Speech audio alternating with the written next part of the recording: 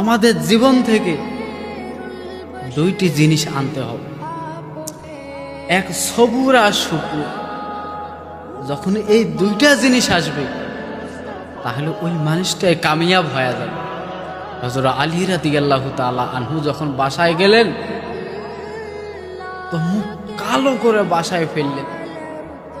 3 দিন পর্যন্ত অনাহার, কোনো খাবার নাই। তো খাদ্য সংগ্রহ করার জন্য বাহিরে গেছেন।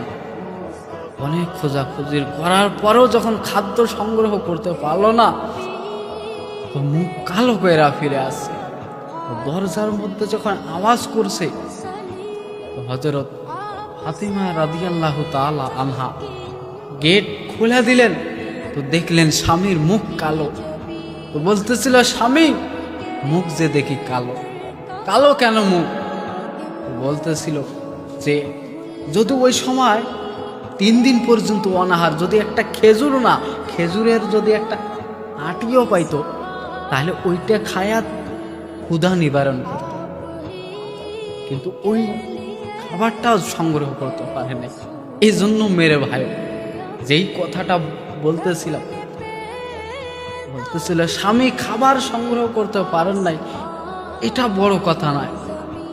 মালিক তো দুনিয়াতে পাঠাইলো ইবাদত বন্দেগী করার জন্য, খাবার সংগ্রহ করতে পারেন নাই, এতে আমার কোনো দুঃখ নাই। মুখ ভার করে থাকবেন না, মুখ কালো করে থাকবেন না। পাই নাই তো শুকর করব না, তো সবর করব, যদি দুইটা জিনিস থাকে। এজন্য মেরে ভাইও আমাদের জীবন থেকে দুইটা জিনিস আনতে হবে। ওই যে বললাম, একটা কথা ভালো করে শুনে রাখেন, একটা কথা ভালো করে মনে রাখবেন, দুনিয়াতে আমার অবস্থান যেরকমই হোক, যেমনি হোক, আমার অ্যাবিলিটি যেমনই হোক,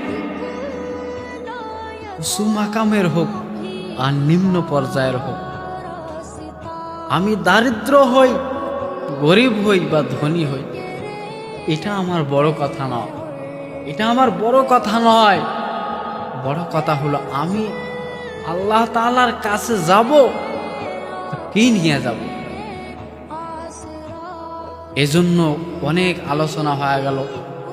আমাদের প্রধান মেহমান এসে পড়েছেন, প্রধান বক্তা আলোচনা করবেন। তো যে কথাগুলো বললাম, আমাকে আপনাকে সবাইকে কথাগুলো আমল করার তৌফিক দান করুক।